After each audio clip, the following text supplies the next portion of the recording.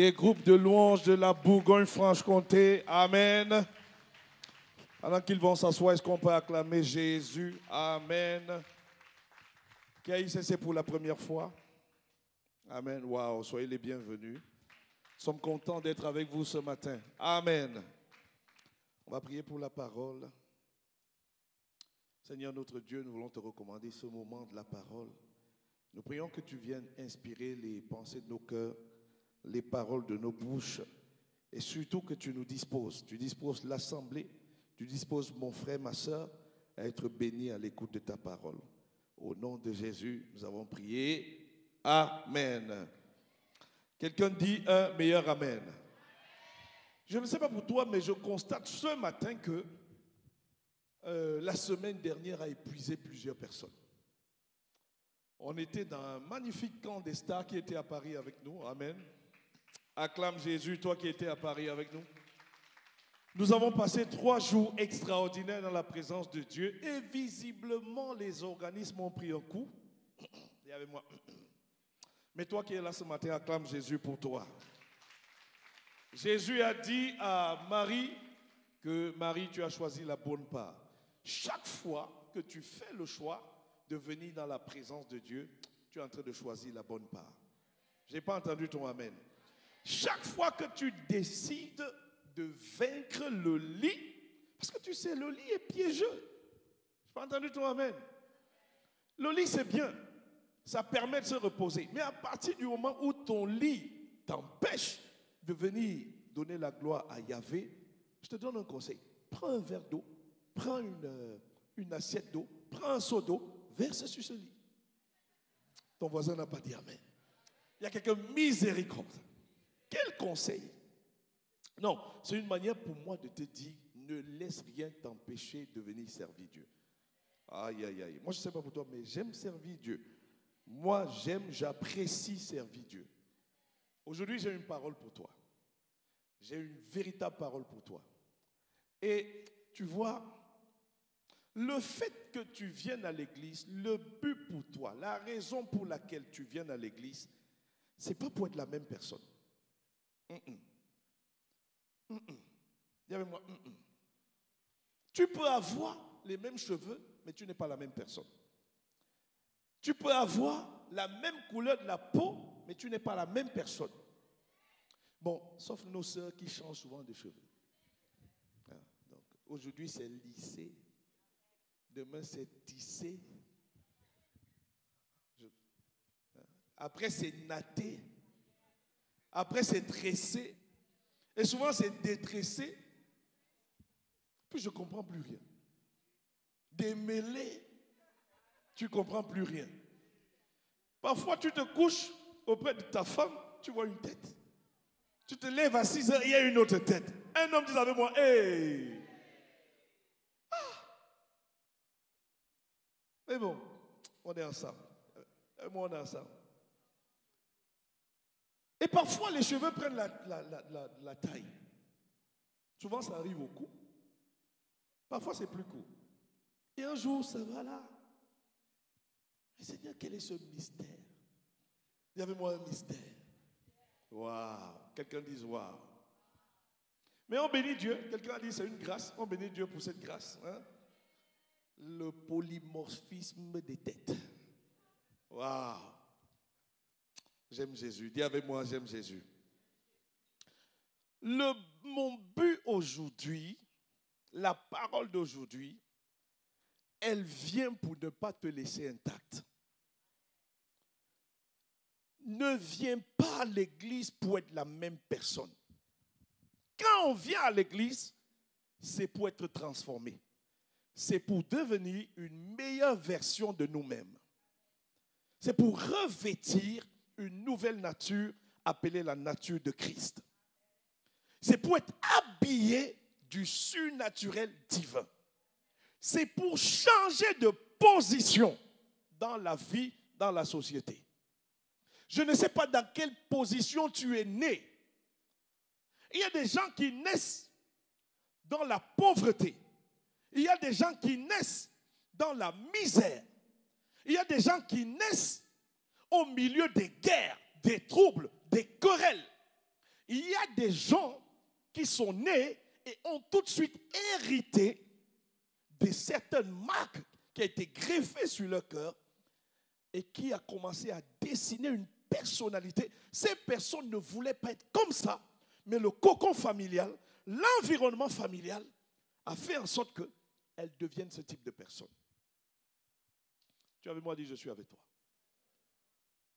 Il y a des gens qui sont nés dans des familles où la brutalité était la norme, où les injures étaient la norme, où le manque de valorisation était la norme. Tu as beau tout faire, on n'apprécie pas tes efforts. Tu as beau tout donner le meilleur de toi, on trouve que toujours c'est pas assez. Tu as beau te démêler, te battre, lutter n'importe comment, on trouve que c'est jamais assez.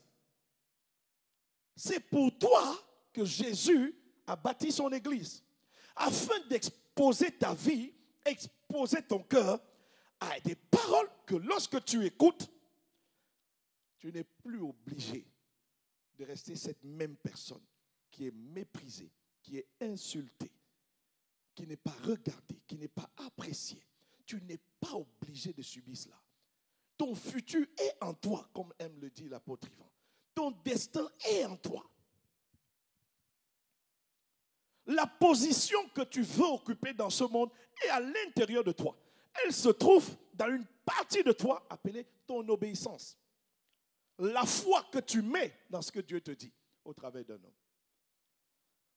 Honnêtement, je n'apprécierais pas venir à l'église tous les jours et ne pas être changé. Trust me. 20 years now. Plus de 20 ans aujourd'hui que je suis dans cette affaire de Dieu. Si je n'avais pas vu ma vie être changée par la parole de Dieu, je ne serais pas là devant toi. Je te dis la vérité. Et donc, je me sens qualifié. Je me sens justifié de pouvoir te parler du fait que Dieu est capable, sa parole est capable de te changer. Il faut que toi-même tu sois épuisé, fatigué, à bout d'être le même. Je vais être très dur aujourd'hui. Très dur. Mais je sais qu'en sortant d'ici, tu vas rester mon ami. Mon meilleur ami. Mon ami de tous les temps. Je n'ai pas entendu ton amen. Wari, c'est où? Demandez-lui de venir s'asseoir ici devant. S'il ne veut pas que l'onction qui assume ma vie l'attrape et le renverse. Sit down here, please. Amen. Le titre de mon message s'intitule « De dernier à premier par une méthode divine surnaturelle ». Oh, je pensais que ton voisin allait acclamer Jésus. Voisin, est-ce que tu peux acclamer? Pas ta voisine. Voisin, Voisin, est-ce que tu peux acclamer? C'est ici que j'ai les meilleurs amen. Comme le tonnerre. De dernier à premier. C'est possible. C'est possible.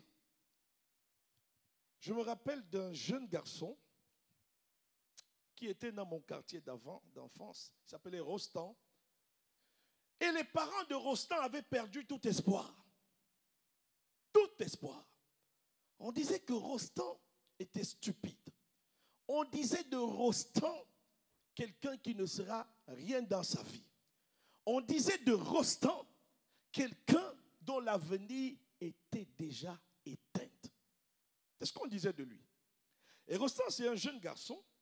C'est une histoire vraie que je te raconte. Rostand est né dans une famille, on va dire plutôt moyenne. Et dans les premiers jours de son existence, tout de suite, il a développé des difficultés à assimiler les leçons de mathématiques, de français. Il avait toutes ces difficultés.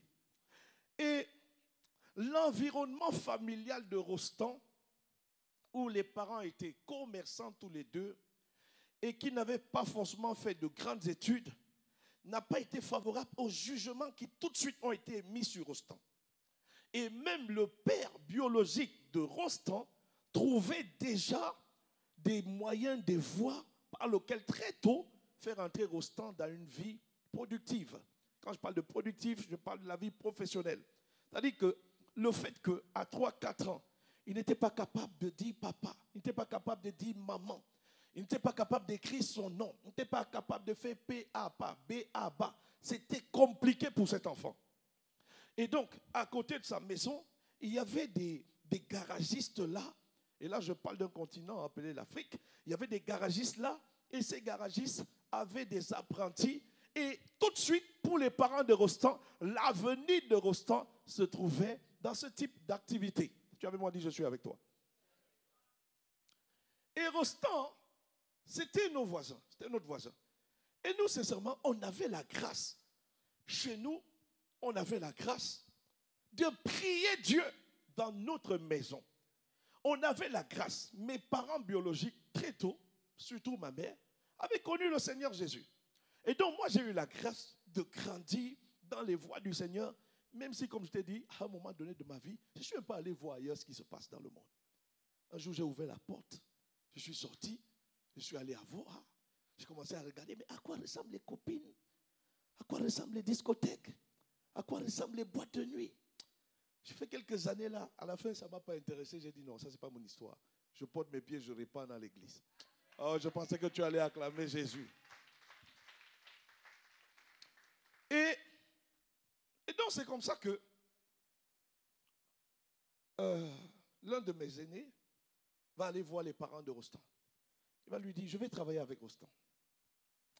Et Rostand, à un moment donné, ses parents vont pousser. On va dire, oh non, au moins qu'il ait le CEPE. Et même le CEPE, c'était compliqué. Je ne vais pas dire comment il a fait pour avoir le CEPE, parce qu'il va certainement écouter cette prédication. Il est vivant et parfois il me suit, comme tu me suis. Et là, j'ai même prononcé son nom, Rostand. Heureusement qu'il y a plusieurs Rostand. Est-ce qu'il y a quelqu'un qui s'appelle Rostand ici? Non, ce n'est pas de toi que je parle. Dis Amen. Non, mais Rostand, il me suit, il va suivre ça. Donc, je ne dis pas comment il a fait pour avoir le CEPE. Et quand il a eu son CEPE, pour ceux qui ne connaissent pas c'est quoi le CEPE, c'est le certificat d'études primaires élémentaires. Amen. Donc, quand il a eu ça, son père dit, oye, maintenant, va là-bas. Va prendre les vis, les boulons, des tâches, les roues des voitures, bats-toi là-bas. Essaye de comprendre ça. Et donc, mon grand frère va regarder, il va dire non. Cet enfant-ci, il y a quelque chose de bon qui peut sortir de lui. Il y a quelque chose d'extraordinaire qui peut sortir de lui. Et là, il va dire au père de Rostand, est-ce que je peux répéter Rostand? Donc, il va devenir le répétiteur, c'est-à-dire un enseignant de Rostand. Et Rostand va à ce moment bénéficier de deux choses. Non seulement, il va venir chez nous à la maison, il va commencer à prier dans notre maison. Il était catholique. Catholique, ça veut dire universel. Donc si toi tu as compris que je parle d'une religion, ici tu as un problème. Fais avec moi. Et si vous n'avez pas fait? Voilà. Oh, donne amen à Jésus. Et donc dans notre maison, Rostand va devenir comme un enfant de la famille. Il va prier avec nous. Non seulement il va prier, et quand on priait pour lui, c'était Seigneur, ouvre son intelligence. Seigneur, bénis cet enfant. Ne le laisse pas avoir la trajectoire qui a déjà été arrêtée. Il va bénéficier de ce type de prière. Il va aussi bénéficier d'un encadrement scolaire, en fait. Et pour faire court, Rostand a avancé. Il a eu son baccalauréat. Un baccalauréat D. Ce n'est pas tout. Quand Rostand va aller à l'université de Yaoundé 2 au Cameroun, à Soa, à sa licence, il va sortir major de sa promotion. Ce n'est pas tout. Il ne va pas s'arrêter en licence. Parce qu'on sera toujours derrière lui. Petit, pousse. Tu peux aller plus loin, pousse. Rostand, aujourd'hui où je vous parle, a un doctorat en économie. Tu peux acclamer Jésus mieux que ça. Parce que je suis en train de te raconter ce que Dieu peut faire dans ta vie. Ce que des prières dans une maison peuvent faire dans ta vie. Oh, si je parle à quelqu'un qui est localisé, donne-moi un amen comme le tonnerre. Oui, oui. C'est pour ça que je crois moi-même à ce message. De dernier à premier, d'une manière surnaturelle, avec la méthode de Dieu. Comment quitter le dernier? Quelqu'un dont on dit, tu ne seras rien. Tu ne réussiras rien. Et parfois, ce ne sont pas que les parents biologiques qui te le disent. Parfois, la terre dans laquelle tu vis, le pays dans lequel tu vis, les esprits familiaux, les esprits territoriaux parlent et disent, you will not be nothing. Tu ne seras rien. Tu ne te marieras pas. Tu n'avanceras pas. Tu ne progresseras pas. Tu n'enfanteras pas. Tu ne prospéreras pas. From today, I say from today, alors que tu vas écouter ce message et décider de le mettre en pratique, toute limitation de ta famille maternelle, paternelle, du territoire, lâche prise au nom souverain de Jésus-Christ. Au nom souverain de Jésus-Christ. Est-ce qu'on est ensemble? Est-ce que l'histoire de Rostand te parle? Je te dis qu'il va suivre ça. Il will listen this thing. Il va écouter. Bon, la régie, il faut couper quand je parle un peu et que c'est mauvais. Là, il va m'appeler, il va me dire, mais comment tu peux parler de moi comme ça? Et après, on met la suite. Là, il va me dire, pardon, je vais écouter la suite. Dis Amen. Voilà pourquoi, quelle que soit la manière dont ton histoire a commencé, je vois ton histoire être glorieuse, finie de manière glorieuse, opérée de manière glorieuse au nom de Jésus. Mon message, je confesse. Je peux confesser? Je peux confesser. Parce que je m'appelle Narcisse Ami, fils d'Ivan Castano. Donc, vraiment, ma source, c'est Ivan Castano. Ah, je pensais que tu allais acclamer Jésus. And I'm proud. Ah non, non, moi je suis fier. Donc, mon message est tiré des enseignements de l'apôtre Ivan Castano. Amen. Dis à ma manière, dis avec mon humour, dis avec ma sauce, mélangée avec mes ingrédients. Hein, tu vois, bon, acclame Jésus pour tout ça. Amen. Donc, j'emprunte le chemin que le Père a emprunté. Le Père nous a parlé de comment devenir un premier par une méthode surnaturelle. Donc, il a fait une brèche. Et moi, j'ai vu cette brèche. Il a dit, aïe, aïe, aïe, je vais marcher dans cette brèche. Et je vois plusieurs personnes être bénies. Aujourd'hui, je n'ai pas dit demain. Aujourd'hui, je n'ai pas dit demain. Alors, il y a deux textes que l'apôtre Ivan avait cités. Le premier texte, c'est Actes 5, 42. La Bible dit, chaque jour dans le temple et dans les maisons. Dis avec moi, les maisons. Le temple. Non, je veux des gens vaillants aujourd'hui. Les maisons. Le temple. Bon, vous allez dire les maisons, vous vous dites le temple. Est-ce qu'on est prêt? 1, 2, 3.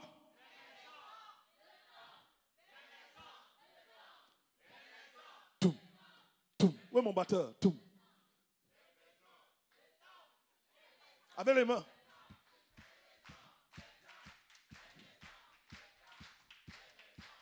Aïe, aïe, aïe.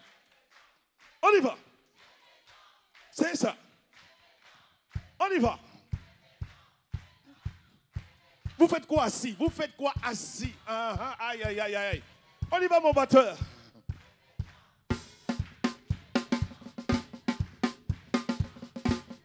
Les maisons de Jésus, le temple de Jésus, les maisons de Jésus, le temple de Jésus, les maisons de Jésus, le temple de Jésus, les maisons de Jésus. On y va, le temple, les maisons de, c'est ça, temple de, les maisons. Une dernière fois, les maisons, le temple, les maisons. Aïe, aïe, aïe. Acclame Jésus. Comment tu fais pour ne pas aimer l'église? Comment tu peux? Il y a quelqu'un, je suis au bon endroit. Il ne cessait d'enseigner et d'annoncer la bonne nouvelle de Jésus-Christ. Le deuxième texte, Acte 2, 46. Ils étaient chaque jour tous ensemble assidus au temple.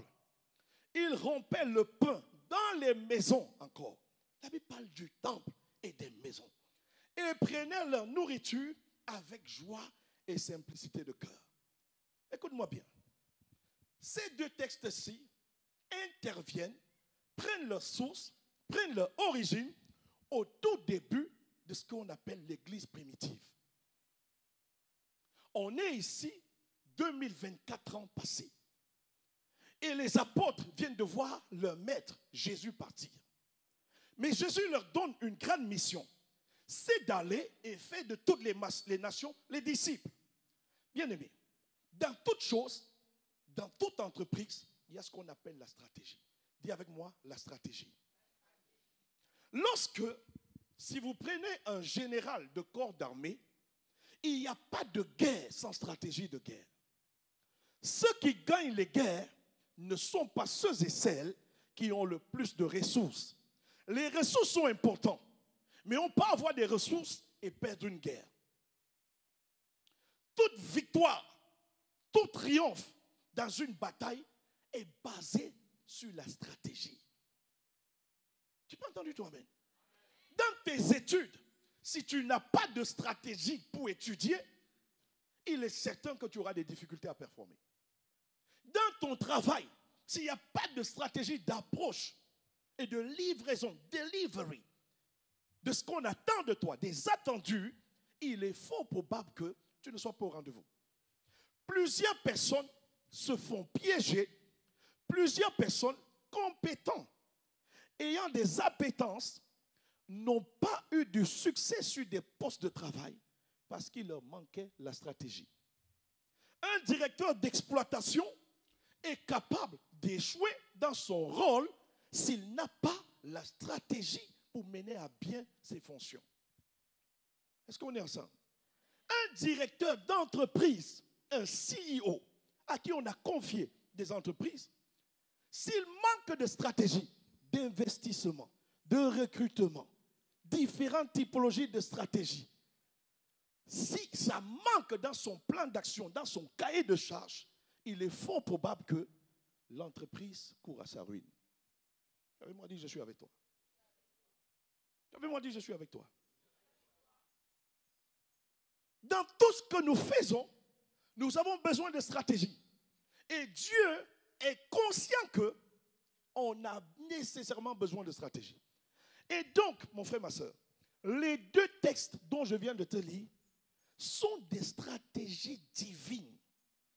Dieu a révélé à son peuple, à l'église, aux apôtres, la stratégie par laquelle il devait faire avancer le royaume de Dieu. L'église primitive a commencé dans un contexte de tourment et de persécution. Et ça va durer au moins 3 siècles. L'église, quand Jésus est enlevé, l'église va commencer à subir la persécution. Parce que tout ce qui est chrétien, tout ce qui est enfant de Dieu, est combattu par le diable, qui passe par les hommes pour atteindre et détruire les hommes. Les hommes qui ont accepté Jésus. Alors Dieu, au milieu de ce contexte, observe, regarde. Il regarde l'échiquier et il inspire cette stratégie. Il leur dit, mes enfants, vous devez vous réunir dans les maisons, mais aussi dans les temples. Dans les maisons et dans le temple. Voilà la stratégie divine qui a fait le succès de l'église primitive. Malgré la persécution, malgré l'interdit de parler de Jésus, lorsque les apôtres ont appliqué cela, l'église a continué à sauver les vies. Je n'ai pas entendu ton amen. Et Dieu, jusqu'aujourd'hui, n'a pas modifié un iota de cette stratégie. Tu avais moi dit, je suis avec toi.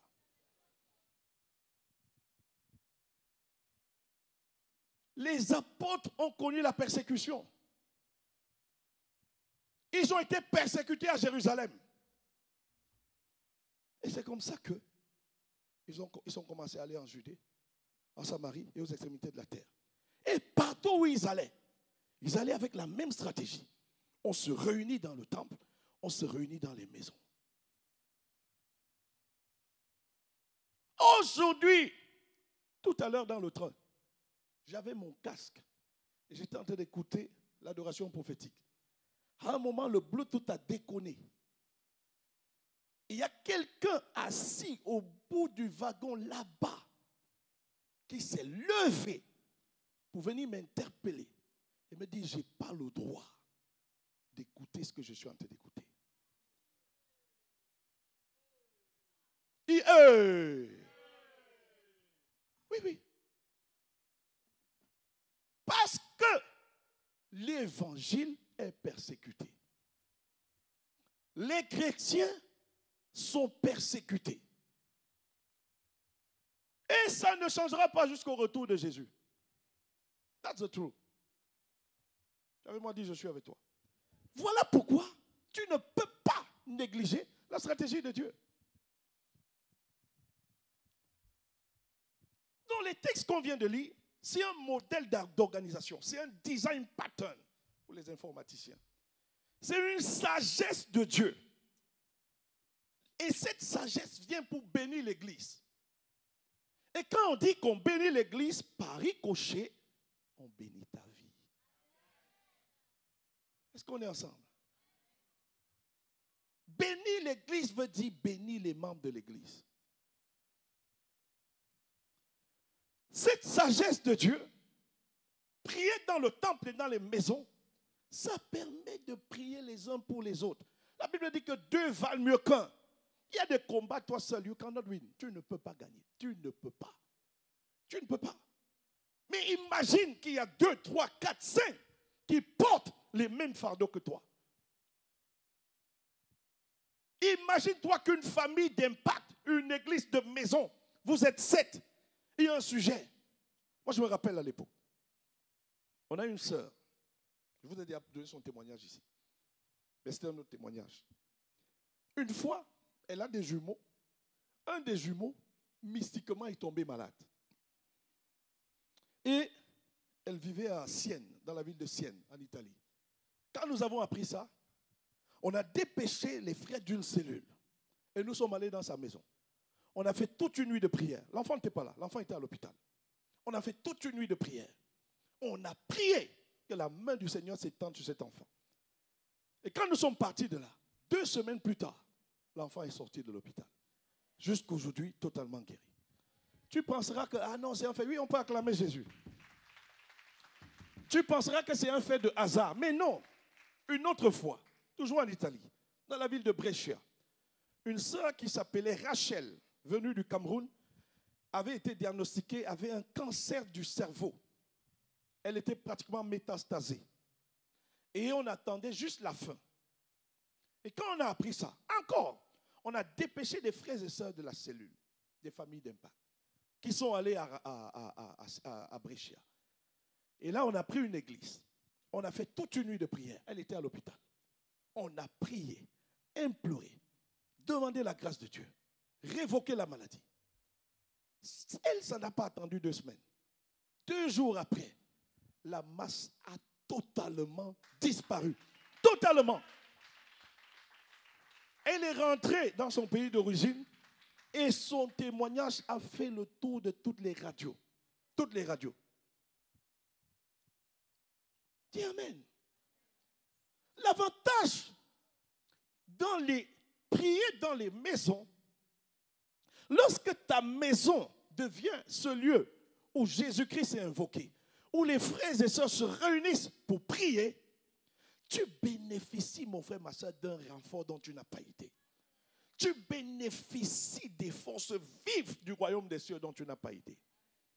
Il y a tellement d'avantages. Lorsque on se retrouve dans les maisons, est-ce que tu sais, c'est le lieu d'échange, de partage, d'opportunités. J'étais avec Kenji. Il est où, Kenji? J'étais avec Kenji ce week-end à Paris. Et Kenji avait un souci, il fallait qu'il trouve un stage. Et on a parlé à quelques frères et sœurs. Kenji a besoin d'un stage. Kenji a besoin d'un stage. Et les frères se sont mis ensemble. La famille d'Impact où il va. Ils ont commencé à prier, à prier, à prier. Mais pas qu'à prier. D'autres personnes qui sont dans des lieux, qui voient des opportunités. C'est le cas de Roland. Roland, c'est un jeune au milieu de nous qui est à la régie, qui a trouvé son alternance par ce type de mécanisme, d'opportunité. Un, dans son lieu de service, avait le poste dont Roland cherchait. Il y a eu une mise en relation et Roland a eu son stage. Amen. Lorsqu'on se réunit dans les familles d'impact, dans les églises de maison, on prospère mutuellement. On avance mutuellement. Est-ce qu'on est ensemble? Ce n'est pas tout, hein? Qui n'est pas marié ici? Levez vraiment vos mains. Que tous ceux qui sont en âge et en caractère de se marier, j'appelle le mariage sur vos vies au nom de Jésus-Christ. Moi, j'ai rencontré ma femme dans une église de maison. Yes. Oui, oui. Je ne peux pas encore te dire comment elle était. Oh, non, on ne fait pas les wololo là. Oh, wololo là. Ma femme était belle le premier jour que je l'ai vue. Elle est toujours belle. Plus belle qu'hier. So beautiful. Je n'avais jamais vu une si belle créature. Ah, les jambes élancées. Ah, une guitare espagnole. Elle avait les longs cheveux là, les longs cheveux là. J'ai dit, waouh, c'est lourd. Aïe, aïe, aïe. Mon cœur a fait koudou, koudou. C'était dans une famille d'impact. Frère, allez dans les familles d'impact. Ah, je vous dis la vérité. Et j'aimais chanter le chant là à l'époque. Make something new in my life. Something new in my life. Something new in my life. Jesus. Un jour je chante ça, je vois une apparition. C'était Nathalie. Ouh, cataparos. Hey! Frère, quand tu vas dans les familles d'impact, il y a l'ami de ta destinée là-bas. Oh, donne-moi un meilleur amen, je continue. Oui, oui. C'est comme ça que l'église primitive a grandi. Les gens ont trouvé leur femme, leur mari dans les églises primitives. Parfois, à l'église, on est nombreux, il n'y a pas le temps. Et à la fin du culte, le culte finit, il part vite, elle part vite. Dans la famille d'impact, tu peux tacler. Oui, oui. L'église a différentes portes. Elle peut sortir par ici, elle peut sortir par là, elle peut sortir. Dans la famille d'impact, il y a une seule porte, frère. Tu te mets là, là, là. Tout passe par ici, là. Est-ce que je peux te donner les... acclame Jésus. Ah oui, oui, oui, oui. Acclame Jésus. Aïe, aïe, aïe, aïe. Pas avec moi. Aïe, aïe, aïe, aïe. Ce que je veux que tu comprennes, c'est que ta maison, l'utilisation, l'usage de ta maison et l'usage du temple sont dans les priorités de Dieu. La belle maison que tu as, ce beau meuble que tu as acheté chez But ou chez Conforama ou je ne sais chez qui d'autre, chez l'artisan, je ne sais pas. Toi, tu avais un dessein que non, il me faut un nouveau meuble. Dieu, lui, il voit de nouvelles personnes assises sur ce meuble. C'est ce que Dieu voit. Tu es quitté d'un appartement à une maison. Toi, tu vois, mes enfants seront dans le confort. Dieu voit plus d'âmes dans cette maison. C'est ça, Dieu.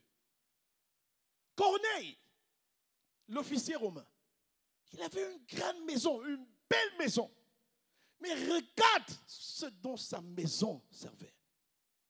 Les frères se rassemblaient dans sa maison. Et un jour, toute la maison a été visitée. Pierre y est allé. Tout le monde a été visité. Est-ce qu'on est ensemble? Can I tell you the truth? Est-ce que je peux te dire la vérité? Parce que je sens qu'au moment où je parle, pasteur, vraiment, vous vous amusez. Hein? Vous savez que je viens d'acheter ce canapé-là, il est tout en cuir, et puis les gens, n'importe qui, vont venir s'asseoir là. Pasteur, c'est un peu compliqué ce que vous dites. Hein? Dis avec moi, arrière de moi. Yes. Oui, oui. Prie un peu en esprit avec moi.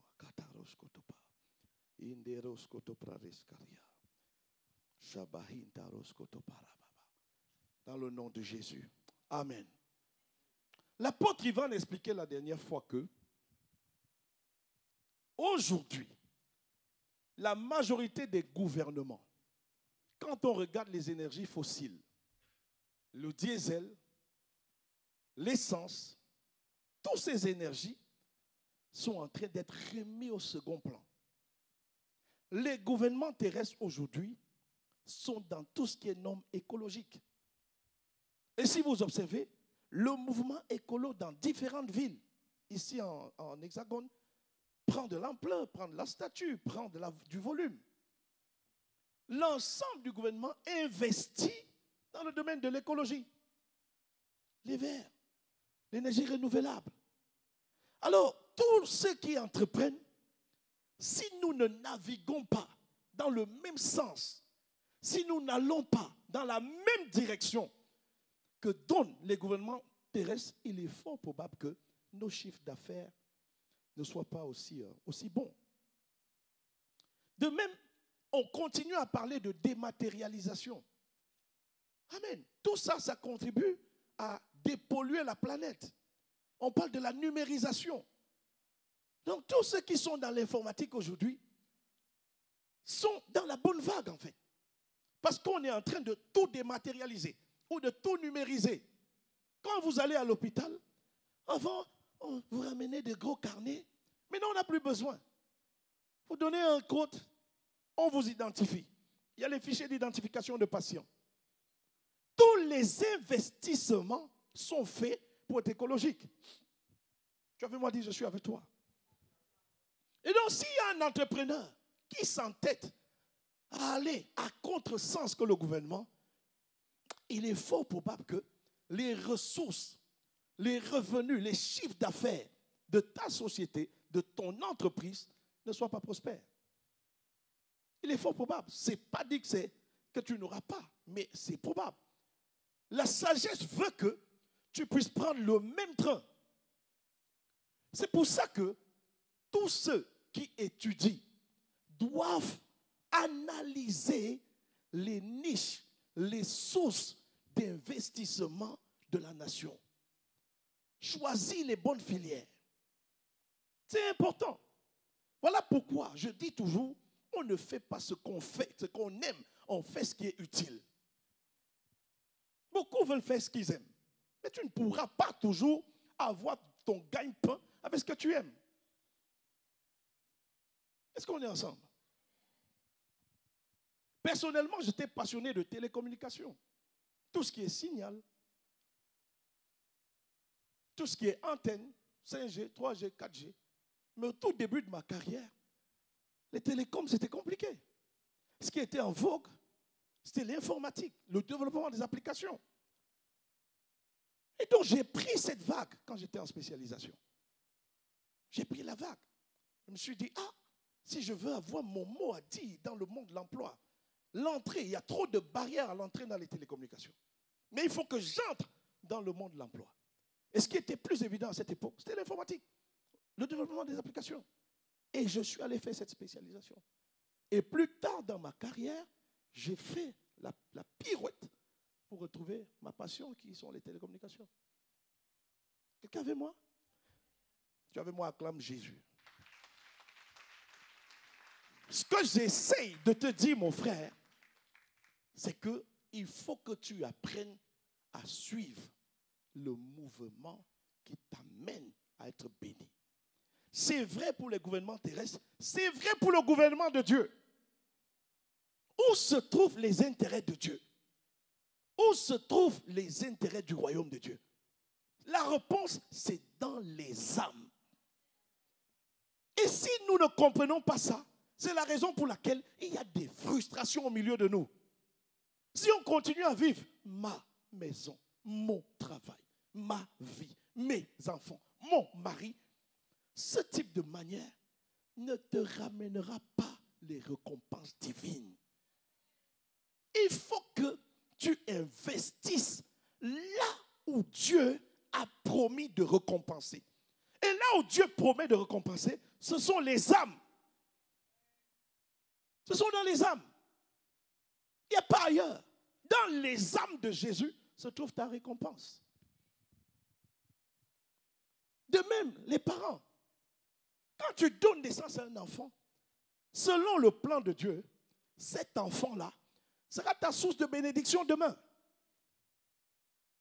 Parce que tu le nourris, tu investis pour qu'il soit habillé, tu investis pour le construire, tu l'envoies à l'école, Tu lui donnes la sagesse, l'éducation.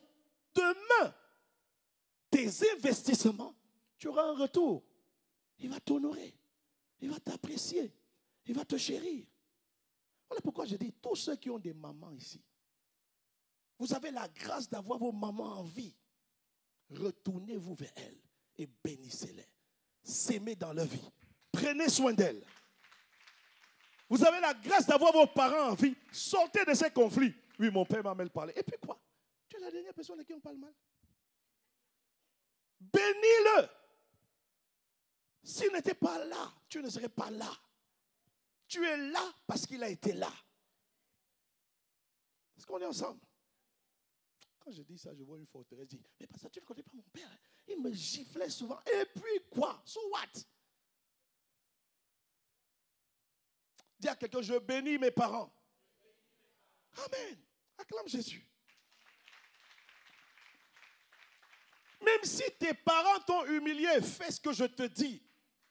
Parce que c'est ce que tu sèmes que tu vas récolter. Toi, tes enfants, quand tu vas faire ça à tes parents, tes enfants te feront pareil. Toi, tu ne finiras. À 90 ans, tu n'as plus toute la force. Frère, il y a des mouvements que je faisais il y a de cela 10 ans. Bassami, je levais mon pied comme ça, comme Chao Mao. Oui, oui. Oui, oui. Mais je ne peux plus. Je ne peux plus.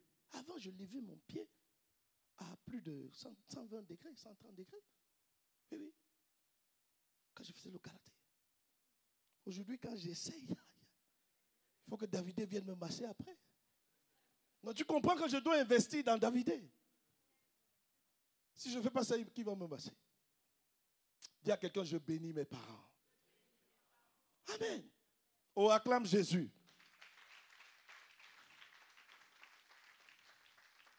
1 Thessaloniciens 4.3 nous révèle là où il y a les intérêts de Dieu. Ce que Dieu veut, c'est votre sanctification. C'est que vous vous absteniez de l'impudicité. Voilà où il y a les intérêts de Dieu. Et ça, c'est réflexif. Et c'est aussi symétrique. Réflexif parce que ça s'applique à toi-même. Dieu veut ta sanctification. L'intérêt de Dieu est dans ta sanctification. Sanctifier, ça veut dire mettre à part. Tu es mis à part pour Dieu. Tu ne peux plus faire n'importe quoi. Tu ne peux plus mentir. Avant, tu mentais et toi-même, tu sortais, tu disais, non, ça, c'est le record de mon mensonge.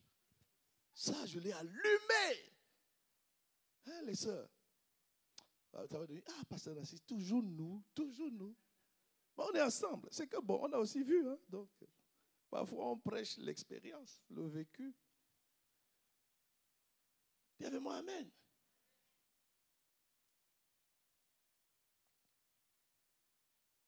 Wow. Ton silence. J'apprécie. Dieu veut ta sanctification. Qu'est-ce que tu fais chez ce copain? Qu'est-ce que tu fais avec ta bouche après l'église?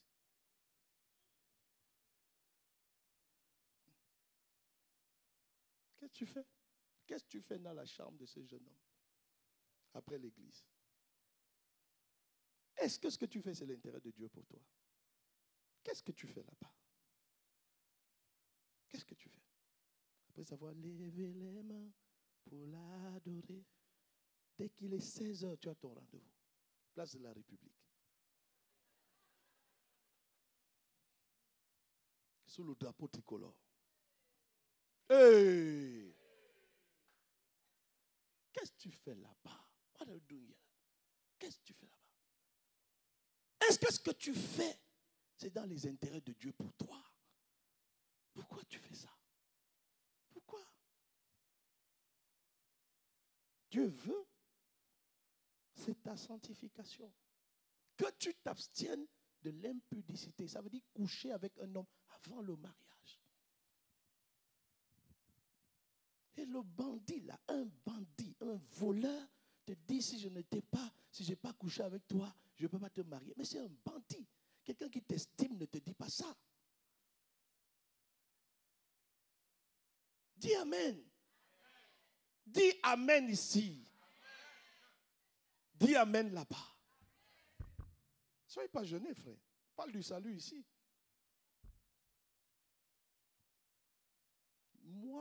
je vais prêcher la vérité dans ma vie.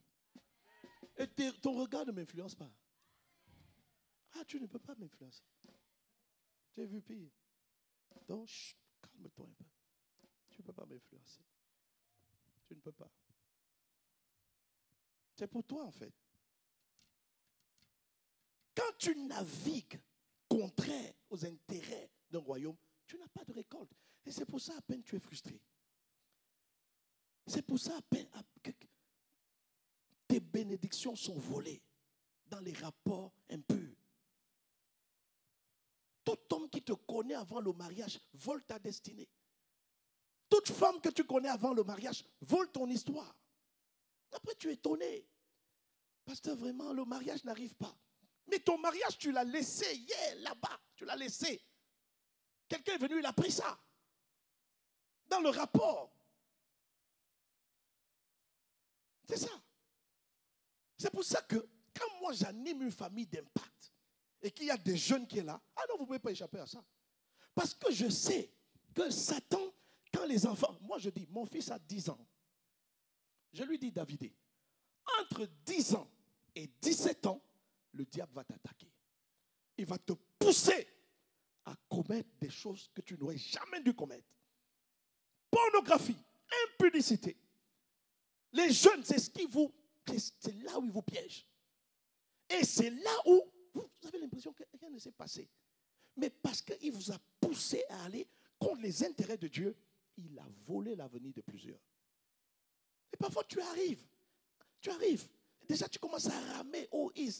Tu rames. Toi qui devais avoir les 15 suivants, 16 suivants, te poses la question, mais l'intelligence est partie où? Quelqu'un te l'a volé. Quelqu'un te l'a volé. C'est ce que Apocalypse, chapitre 15, le verset 13, ou Apocalypse 18, le verset 13, ou Apocalypse 15, 13 parle. Le commerce des corps et des âmes. C'est ça.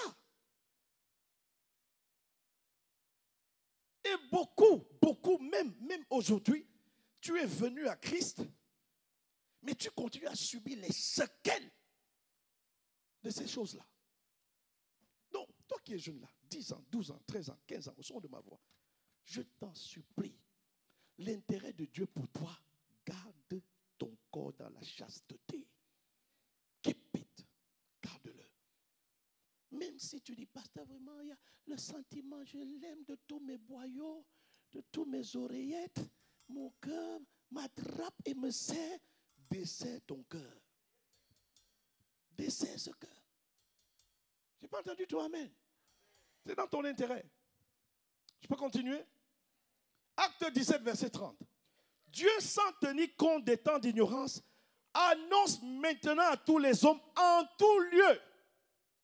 Ça veut dire même dans les maisons, en tout lieu, qu'ils doivent se repentir. C'est ça, c'est les intérêts de Dieu.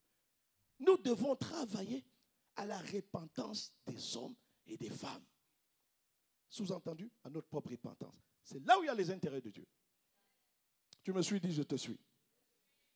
Bien aimé, lorsque l'on appartient à une organisation, si on travaille contre les intérêts de la dite organisation, on s'expose à des sanctions et voire même à un limogeage.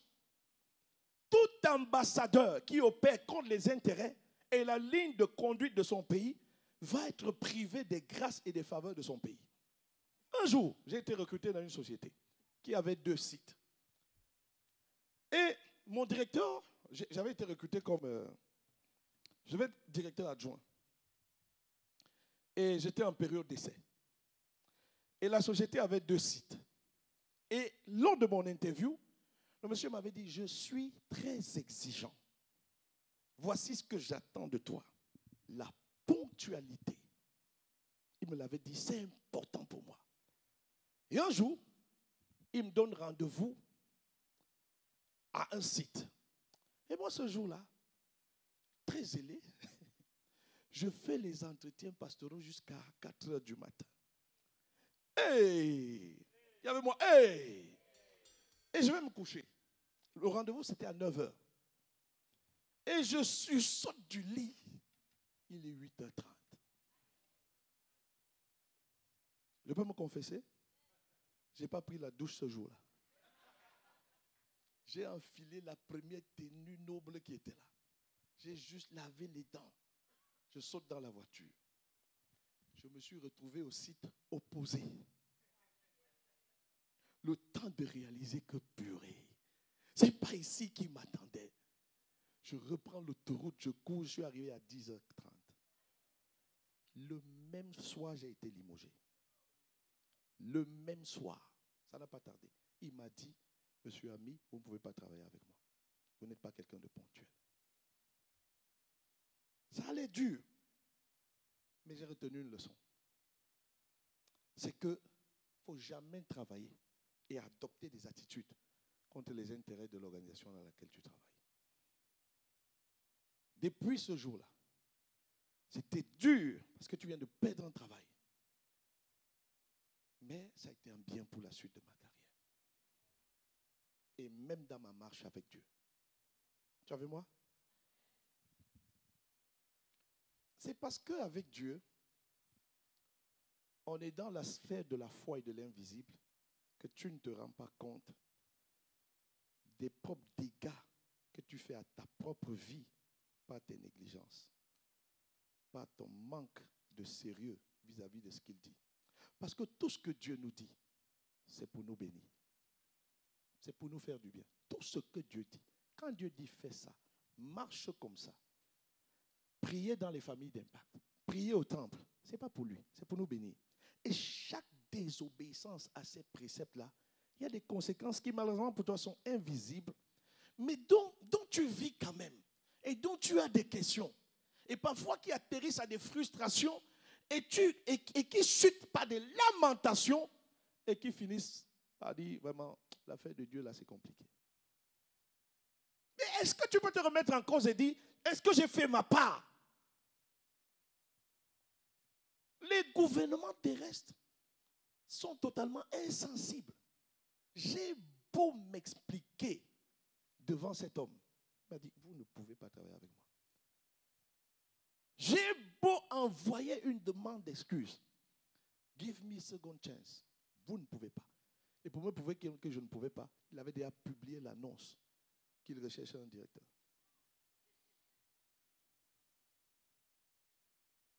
Quelqu'un me suit ou pas? Et parfois, les chrétiens, c'est ça. On nous embauche dans les sociétés. On arrive en retard. Pourquoi tu arrives en retard? Je priais. Parce que quand il y a les programmes à l'église, tu arrives en retard. Le culte commence à 10h, toi tu arrives à 11h. ADG commence à 19h30, toi tu arrives à 21h. Hey! Donc tu cultives cette habitude-là.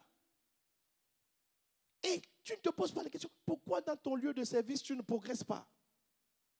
Parce qu'on sait comment tu es. Là c'est 9h, toi tu viens à 9h10, 9h15. Pour toi il n'y a pas de... en fait, il n'y a pas de conséquences. Tu te dis, il n'y a pas de conséquences. Mais tu ne comprends pas que tu es sur place. Et qu'il y a quelqu'un qui t'observe. Nous sommes entourés d'une grande nuée de témoins. Dis avec moi, ça suffit, il faut que ça change. Voilà pourquoi j'ai écrit, il est par conséquent important de comprendre que pareillement, lorsque nous naviguons à contresens des intérêts du royaume de Dieu, nous nous privons des grâces divines surnaturelles du royaume le plus puissant de l'univers. Alors, qu'est-ce qu'il faut faire pour quitter de dernier à premier? Qu'est-ce qu'il faut faire pour quitter cette position misérable, non productive, à une position où la vie porte les fruits et donne envie? Regarde Proverbe 11, verset 24. Tel qui donne libéralement devient plus riche. Tel qui épargne à l'excès ne fait que s'appauvrir. La version d'Arby me plaît. Tel disperse et augmente encore, et tel retient plus qu'il ne faut, mais n'en a que disette.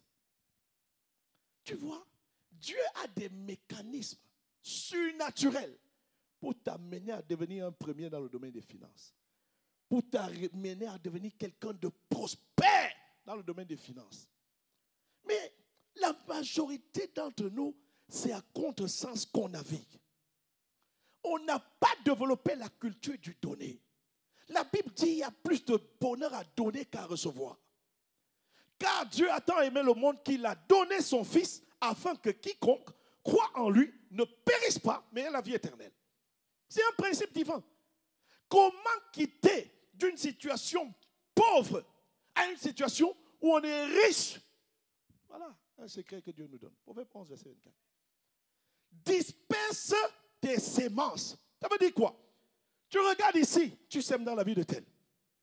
La famille d'Impact, on est 4, on est 7. Il y a un étudiant là qui n'a pas à manger. Donne-lui un morceau de spaghetti. Sème cela dans sa vie. Il y a quelqu'un qui n'arrive pas à payer la pension. Réunissez-vous. Trouvez de l'aide. Écoute, ta pension c'est combien? 300 €. Voilà, on t'apporte 100 € pour ta pension.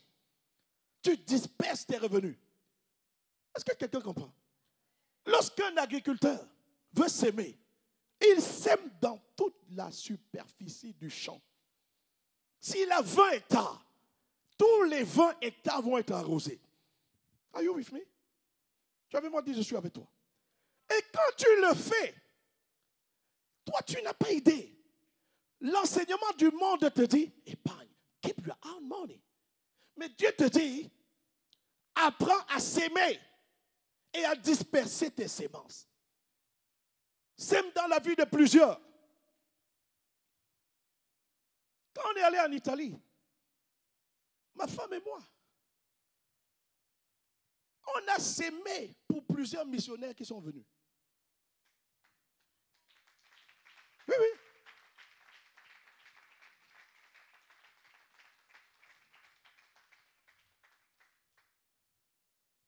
Mon église 2025, ce projet qui à la fin de la journée va voir plusieurs enfants de la Bourgogne être bénis. Il y a la formation profil de carrière qui a commencé. Quand tu viens partager ton savoir, c'est une sémence que tu fais. C'est une sémence que tu fais. Tu es en train de disperser tes sémences. Ce que tu as compris, appris, tu le partages aux autres. Tu sèmes dans la vie. Il ne connaît pas rédiger une lettre de motivation. Tu lui apprends à rédiger la lettre de motivation. Dans les familles d'impact, ça doit se faire. Tu ne sais pas faire ton CV. On t'apprend à faire ton CV. À l'église, ça doit se faire. Quand on le fait, on est en train de s'aimer. On est en train de disperser les semences. La sémence, ce n'est pas que financière. Non. Tu es véhiculé. Ne viens pas à l'église seul, purée. Il y a 5 places. Tu fais quoi seul? Porte des gens, ramène-les. Tu es en train de s'aimer. Quand ça finit, ramène-les à la maison. C'est une sémence. Et tout ce qui est sémence coûte. Oui, ça te coûte. Toi, tu voulais être à la maison à 13h, 14h. Mais tu dois faire un détour. C'est une sémence. Est-ce qu'on est ensemble? Regardez ce qu'il dit. Tel retient plus qu'il ne faut. Il y a une quantité que tu dois retenir pour toi. Il y a une jauge. Dieu ne te dit pas de tout mettre ce que tu as. Il y a une partie que tu dois garder pour toi. Voilà pourquoi la règle est simple. Si ça peut t'aider. Quand tu perçois ton salaire, 10% c'est ta dîme. 10% c'est ton épargne. 5% c'est ce que tu donnes aux autres. Quand tu le fais, tu es irréprochable. C'est ce que je m'applique. Grâce à ça, ma femme et moi, on a payé l'école de plusieurs, on continue à le faire.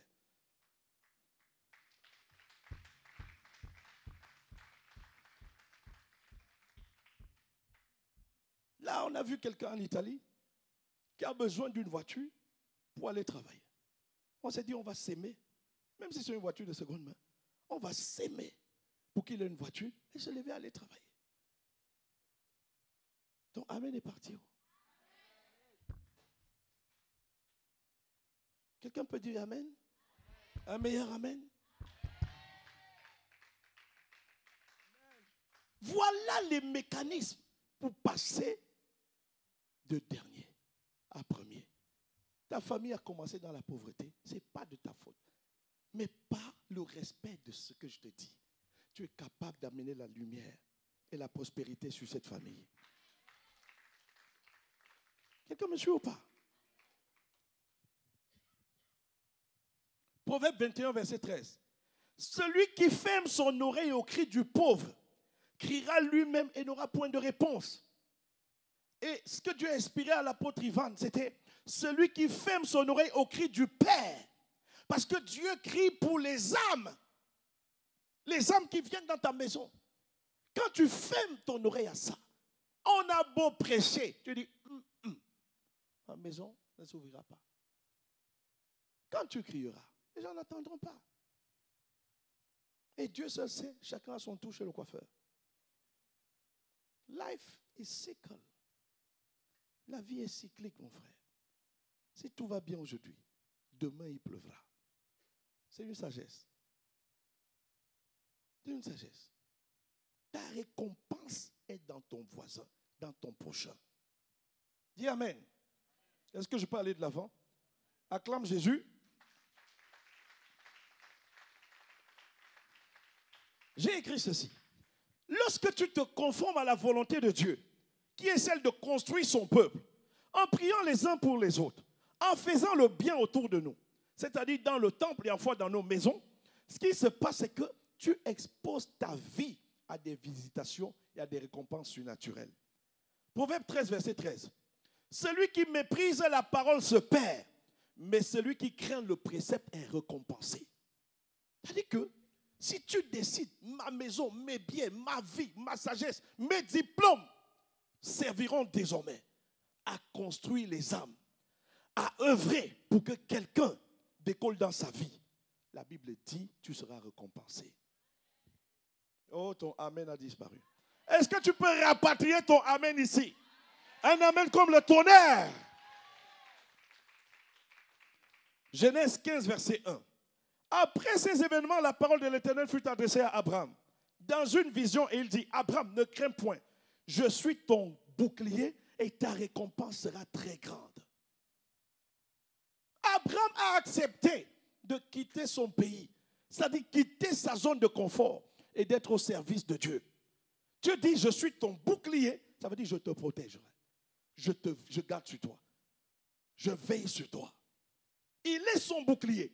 Quiconque accepte de perdre sa vie, perdre son confort, et dit, Jésus, je suis à ton service, Dieu est ton bouclier. Et Dieu dit, ta récompense sera grande. Tu n'as pas entendu ton amen? Matthieu 10, 42. Quiconque donnera seulement un verre d'eau froide, même pas, on dit froid. Froid. Donc, tu as puisé comme ça là, bizarrement. Amen. À l'un de ces petits, parce qu'il est mon disciple, je vous le dis en vérité, il ne perdra point sa récompense. Et le verre, tu le donnes où? Dans ta maison. C'est-à-dire, le disciple est chez toi. Tu prends soin de lui.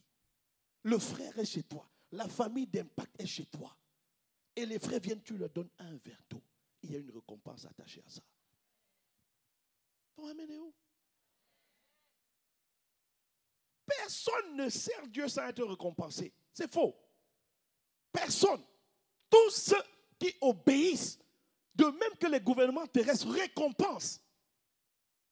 Récompense. À plus forte raison, Dieu le Père. Je vois Dieu nous récompenser au nom de Jésus. J'ai dit, je vois Dieu nous récompenser au nom de Jésus. Ésaïe 61, verset 8. Moi, l'Éternel, j'aime la justice. Je hais la rapine avec l'iniquité. Je leur donnerai fidèlement leur récompense. Et je traiterai avec eux une alliance éternelle. Pour tous ceux et celles qui disent Jésus, on obéit à ta parole. Dieu dit, fidèlement vous aurez vos récompenses. Que cette récompense soit ton partage au nom de Jésus. Je dis qu'elle soit ton partage au nom de Jésus. Bien-aimé, quand tu vas décider de s'aimer dans la maison du trésor, mais aussi de prendre soin du troupeau de Dieu, à la fois dans le temple et dans la maison, il est certain que la main invisible de Dieu va te conduire d'une manière surnaturelle à devenir un premier. Ton amen est faible. Plusieurs au milieu de nous ont été sous-estimés, méprisés et considérés comme derniers. C'était le cas des apôtres de Jésus. Personne ne connaissait les apôtres. Aujourd'hui, on parle de l'apôtre Pierre dans le monde entier. Pourtant, il y a des présidents de la République, il y a des premiers ministres brillants. Mais personne. On peut retenir Bill Clinton. Mais pour combien de temps? Je suis sûr que dans 100 ans, on ne parlera plus de Bill Clinton. Dans 150 ans, on aura l'appel à dire George Bush. Déjà, même quand je dis George Bush, beaucoup ici ne le connaissent pas. Mais l'apôtre Pierre, l'apôtre Paul, l'apôtre Jean sont connus. Quiconque sert le Seigneur, ton nom ne sera pas oublié. Ta vie ne sera pas oubliée. Quiconque obéit à Dieu, Dieu ne t'oubliera pas. Mon frère, ma soeur, il y a tellement de récompenses. Je dis tellement de récompenses à servir Dieu. Est-ce qu'on est ensemble? Ce matin, Dieu m'a mis à cœur deux choses. Va au piano. Le groupe de loin va monter. Mais je voudrais que tu gardes ton calme. Parce que je ne souhaite pas que le batteur aussi va monter. Honnêtement, je ne souhaite pas que ce message soit un message en plus. Moi, j'ai envie qu'on n'entende plus parler, pour plusieurs d'entre nous, de certains sujets de prière. J'ai envie. Plusieurs d'entre nous, il y a des sujets de... Moi, par exemple, je ne prie plus pour me marier. Non. Je suis marié, épanoui dans mon mariage. Et le divorce n'est pas envisagé, ni envisageable. Ce sera ton partage. Il y a des gens qui sont nés dans des familles adultères. Mais est-ce que tu sais qu'en obéissant à cette parole de Dieu, par toi, ce démon quitte à jamais ta famille? Il y a des gens qui sont nés dans des familles pauvres, misérables. Est-ce que tu sais, à partir de Dieu, Dieu veut juste une personne qui obéit, qui obéit, qui obéit. Et on ne parlera plus de la misère et la pauvreté dans cette famille. Pourquoi tu doutes de ça? Quand tu regardes la couronne d'Angleterre, est-ce que c'est quand tu, même dans les rêves les plus fous, tu imagines que la pauvreté financière peut frapper à la porte de cette famille? Et ils sont mondains. À plus forte raison, nous les enfants de Dieu. Qui nous a enseigné que Dieu veut que l'Église, les chrétiens soient pauvres? Qui a enseigné ça? Qui a enseigné ça? Qui a enseigné ça? Qui a enseigné que dans ta famille, dans cette famille-là, les gens ne doivent pas avoir de diplôme? Qui a enseigné ça? Qui a enseigné ça? Qui a enseigné ça? Qui a enseigné ça? Qui a enseigné que pour avoir un diplôme, tu dois d'abord échouer? Qui? Ça vient d'où? Ça vient de qui? Est-ce qu'il y a quelqu'un qui est prêt à mettre un terme à ce type de malédiction et à vivre les récompenses que Dieu promet? Est-ce qu'il y a quelqu'un au son de ma voix qui est prêt à ça? Alors je t'en supplie, si tu es vraiment prêt à ça, je vais te demander de te tenir debout. On ne va pas prier longtemps, mais c'est juste une détermination qui doit venir de ton cœur. C'est juste un fort désir qui doit venir de ton cœur. Le désir d'être tout entier à Dieu. C'est important de suivre le nuage, la nuée, la lumière que Dieu montre. Divorce avec tes pensées, ton imagination, je t'en supplie. Voilà pourquoi je te dis, quand tu viens à l'église, viens pour être changé. Viens avec la mentalité de quelqu'un. Frère, quand moi je m'en vais à l'église, même quand je prêche, la parole que moi-même je prêche a le devoir. J'ai le devoir que cette parole me change. Elle doit me changer. Elle doit me changer. Deux choses Dieu nous dit ce matin. Ta maison, tes ressources, ton intelligence, ta sagesse doit devenir un instrument qui contribue au salut des âmes. Est-ce qu'on est ensemble? Est-ce qu'on est ensemble? Mais du fond de ton cœur, est-ce que tu le veux? Si tu le veux, lève les mains. Tout à l'heure, On a parlé du projet des bâtisseurs. Nous sommes, en vérité, on ne vous dit pas, mais nous sommes tellement en retard sur ce projet. Tellement en retard. Tellement en retard. Liliane est où? Tata Liliane est où? Bien. Tellement en retard. Et il n'y a pas plus de 20 donateurs par mois dans le projet des bâtisseurs. Par mois, tu décomptes combien de personnes? Hein? Pas plus de 20. Quand Dieu veut sortir, fait sortir un peuple de l'incognito, de la pauvreté, Dieu va amener ses voix et sa sagesse. Mais le diable va amener aussi ses voix et sa sagesse. Appelez les forteresses et les raisonnements. Ah non, pourquoi il faut donner? Tu as lu Proverbe 11, 24. Celui qui donne d'une manière sage, tu retiens ce qu'il faut, le juste qu'il faut retenir. Dieu ne dit pas de tout donner, mais tu retiens juste ce qu'il faut donner.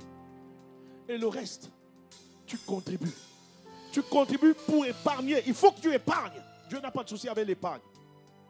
La dîme, 10%. Les offrandes, 5%. Tu couvres tes charges. Tu épargnes 10%. Tu investis 7%. Ne manquez pas le forum des métiers. On parlera de ça. J'espère que plusieurs ont suivi le Royal Business Event. Et tout ce que tu donnes à Dieu te reviendra parce qu'il est le Dieu qui récompense. Je n'ai pas entendu ton amen. Alors, Dieu m'a dit deux choses ce matin. Il y a des personnes ici au milieu de nous. Dans vos maisons, on prie déjà. Gloire à Dieu. D'autres, si vous avez entendu ce message et vous avez à cœur que cette maison devienne une maison de prière, non seulement, mais que tout ce que Dieu vous a donné comme grâce, comme don, à partir d'aujourd'hui, commencez à faire de ces dons, de ces grâces, des sujets de bénédiction pour d'autres personnes. Vous allez voir que les dons vont augmenter, l'intelligence va augmenter, la sagesse va augmenter, la grâce va augmenter. Vous avez manqué une occasion de dire Amen. Un meilleur Amen. On doit rattraper le retard. Nous, en 2025, on veut être de l'autre côté. On doit rattraper ce retard. On doit rattraper ce retard. Dieu nous avait dit 200 personnes qui donnent 100 € par mois. L'aménagement complet de ce site se chiffre à pratiquement 600 000 €. Mais c'est quoi 600 000 € devant minimum 200 personnes qui s'engagent à donner 100 € tous les mois? Ça nous ferait 20 000 € par mois. Et on ferait des travaux significatifs d'avancer. Mais là, la vérité, mon frère, ma soeur, on n'avance en pas de tortue. Parce que nous sommes peu mobilisés. Alors je lance un appel aujourd'hui. 2 appels. 3 appels. Le premier appel. Tu as à cœur. Tu n'es pas encore une famille d'impact. Mais tu as à cœur que ta maison devienne une famille d'impact. Lève la main. Thank you, God. Ma soeur, je vais vous demander d'approcher. Approchez. Approchez, ma soeur. Là. Acclame Jésus. La rose kotopare, la rose kori maha. Shibaros kori amaha. Enderos kori aramaros kori abaraha. Shibaros kori amaha, rebaros kori abaraha. Mettez-vous à ma droite, ma soeur. Vous êtes seul. Vous n'allez pas prier dans les familles d'impact. Vous n'étiez même pas au courant qu'il y a les familles d'impact. Et vous avez entendu ce message. Et désormais, les jeudis, vous ne voulez plus rester à la maison. Et vous voulez aller prier dans les familles d'impact. Ce n'est pas encore le cas. Levez les mains. Karo Sharia Maha. Thank you, God. Je vois des mains. Venez à ma gauche ici, s'il vous plaît. Je reprends. Je reprends. Alors, mon deuxième appel, c'est ne restez pas seul. Vous n'avez pas la possibilité d'ouvrir votre maison. Moi, je vous encourage à identifier une des familles d'impact et tous les jeudis, juste 1 heure de temps, allez en immersion avec les autres frères et sœurs. et priez avec eux. Si vous ne le faites pas encore, vous ne l'avez jamais fait, levez la main, s'il vous plaît. Thank you God. Tous ceux qui ont levé la main, là, je vous en prie, c'est de vous dont je parle. Venez ici devant, je vais prier avec vous. Église, prions pour eux.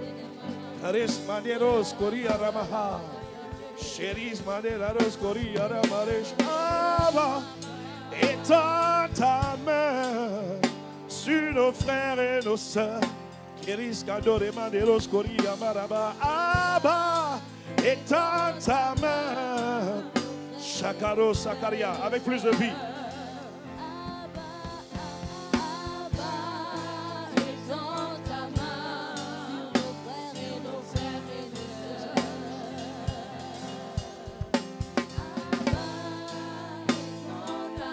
Ça paraît. Élevons la voix, prions pour eux au nom de Jésus. Père, nous te remettons cette nouvelle famille d'impact. Que cette maison soit bénie au nom de Jésus. Père, voici nos bien-aimés. Alors qu'ils fondent les familles d'impact, qu'ils soient bénis, qu'ils soient arrosés, qu'ils soient visités. Que ta gloire luise sur leur vie, sur leur maison au nom de Jésus. Accorde à chacun d'eux l'assiduité, la régularité, tous les semaines, au nom de Jésus. Nous te supplions, Père, pose ta main sur chaque famille d'impact et sur chaque membre de famille d'impact, au nom de Jésus. Et que les récompenses en frères, en sœurs, en opportunités, les récompenses à ma Père, atterrissent à la vie de tout un chacun. Au nom souverain de Jésus, donnons la main comme le tonnerre. Je vais vous demander de vous asseoir.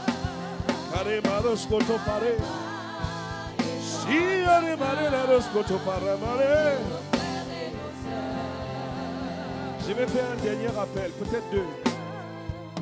Ça concerne mon église 2025. Nous sommes très peu à donner. Et tu as entendu ce message. Et tu as cœur de donner dans la maison de Dieu. Et ce, de manière régulière. Personne ne t'oblige. De toutes les manières, avec toi ou sans toi, Dieu fera son œuvre. Je n'ai pas entendu mon amen. C'est une opportunité qu'il te donne pour quitter dernier, premier dans le domaine de la richesse. Alors si tu es là, lève la main. Tu as cœur de donner régulièrement dans la maison de Dieu. Lève vraiment la main. Levez vraiment les mains. Levez vraiment la main. Levez vraiment les mains. Vous ne donnez pas encore parce que vous n'étiez même pas au courant.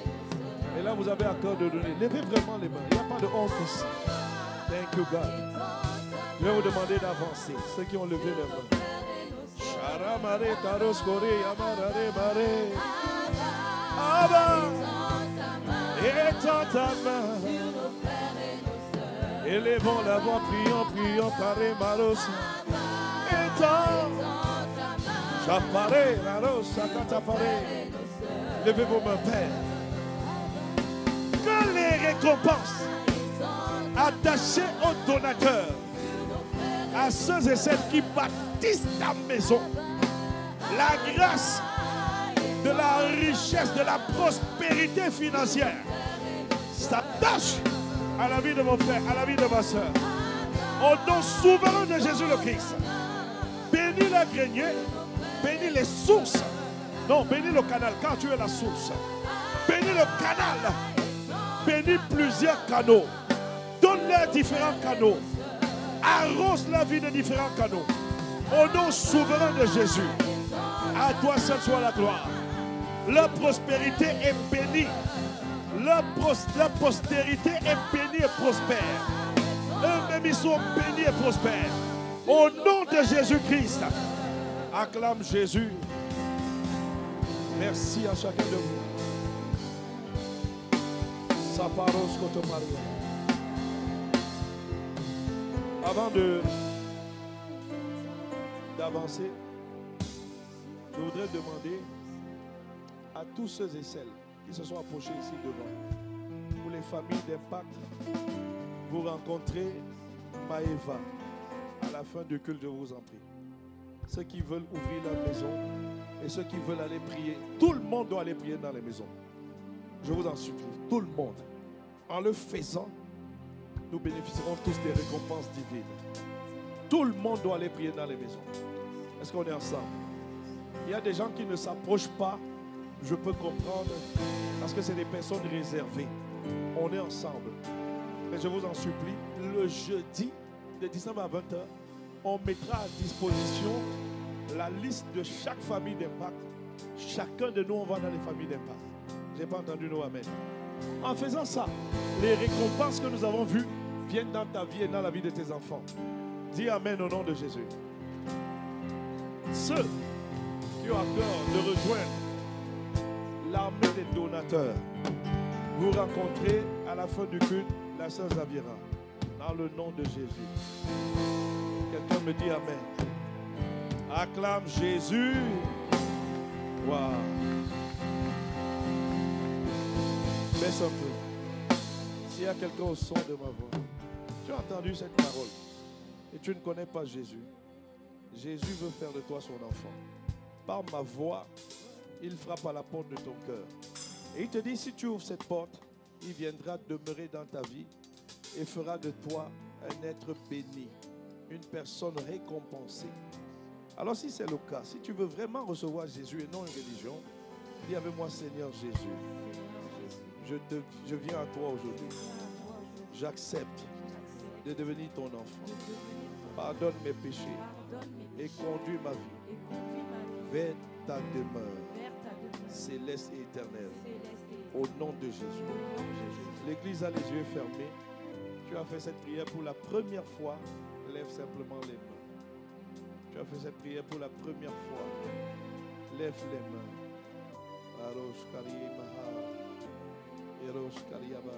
Est-ce qu'on peut acclamer Jésus de ce que nous tous, nous sommes enfants de Dieu en ce lieu? Amen. Alors sans plus tarder, nous voulons dans la même position apporter dans la maison du trésor